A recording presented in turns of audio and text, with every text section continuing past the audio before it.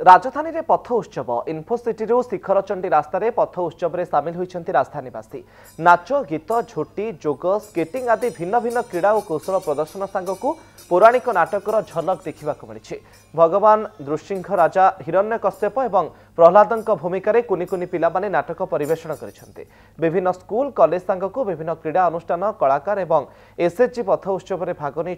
शीतुआ सकाल पथ उत्सव में सामिल होई मन प्रफुल्लित करने सांगक सांस्कृतिक और मनोरंजन भित्तिक कार्यक्रम मजा उठाई राजधानीवासी।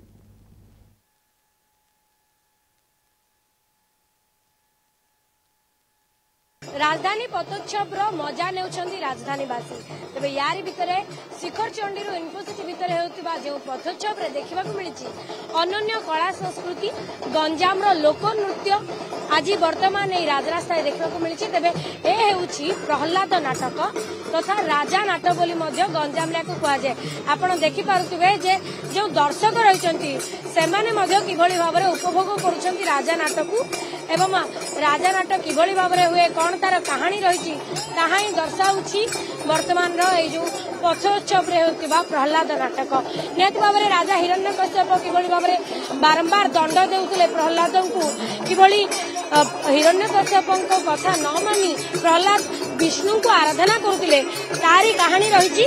तेज ये जो कहानी रही प्रकृत में मूल कहानी कौन रही शुणु तो एडा हूँ प्रहलाद नाटक लोकप्रिय नाटक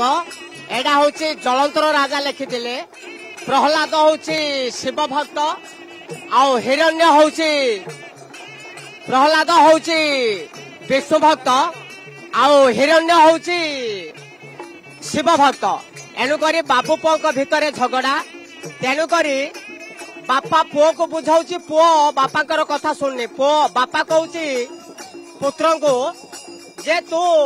शिव नाम हरिनाम छाड़ी शिवंकर नाम भजना कर। प्रहलाद कहूँ नाई मो हरिंकर नाम बिना कौन सी नाम जानी कौन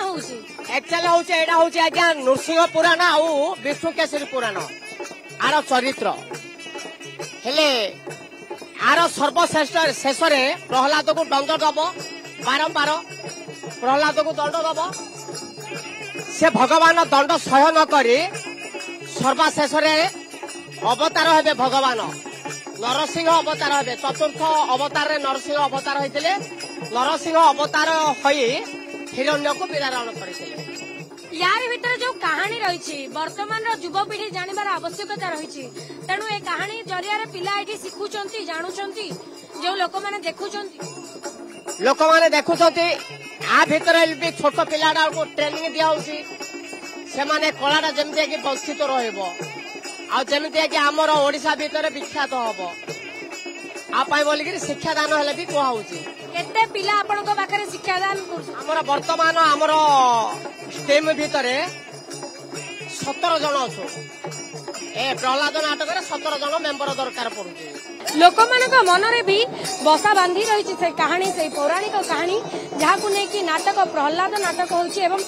देखा लोकों भितर विभिन्न प्रकार गोटे उत्साह अच्छी एवं एभली कहानी जदि आग को हुए तेरे पौराणिक कथावस्तु जानापी छोट छुआ कहतु युवपीढ़ी कहतु समस्त मन में कौटी ना कौटी उत्साह भरीदेव। भुवनेश्वर वीडियो जर्नालिस्ट सुरेश श्रीमासपति कनक न्यूज।